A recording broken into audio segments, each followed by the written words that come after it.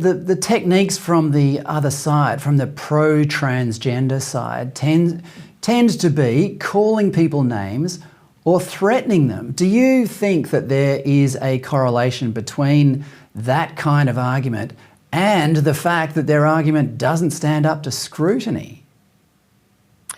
Absolutely, because if whenever they've come on the public stage to debate, inevitably their arguments just get torn to shreds. So they have to go after the person because, as you pointed out, it just doesn't stand up to scrutiny. I mean, feelings and ideology do not stand up to reality and facts. Indeed. Well, there are some signs that the tide is turning, if not in Australia, then overseas, because you've probably heard this, one of the world's leading defenders of women's rights, especially against transgenderism, is author J.K. Rowling, who over the past few years has suffered enormous vilification and very real death threats from trans activists.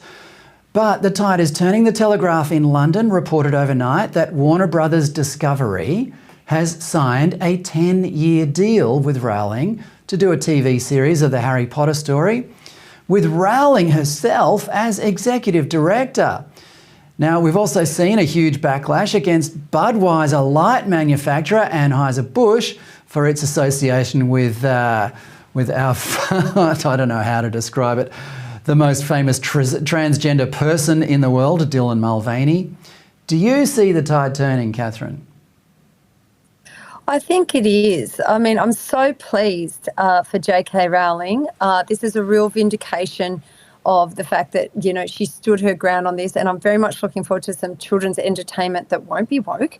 And we see that, as we say, go woke, go broke. I mean, Disney has been really badly affected and really badly criticised. You've got Ron DeSantis removing all their special rights and privileges in Florida because he's very upset with their woke agenda. And obviously with Budweiser, I mean, they didn't read the room. They didn't consider what their customer base is and just said, we're going to make it inclusive. We're going to, concentrate on marketing this to women. And I failed to see how seeing a man pretending to be a woman and prancing around, making a mockery of girlhood is going to appeal to sort of frat boys and women and people who want to be inclusive. So I think, so many people can't speak up in their real life, but they can certainly when they make consumer purchases, if they go, well, I don't like that brand, they're woke, so I'm not going to buy their product. And it's showing, the big corporates that we're not interested in being,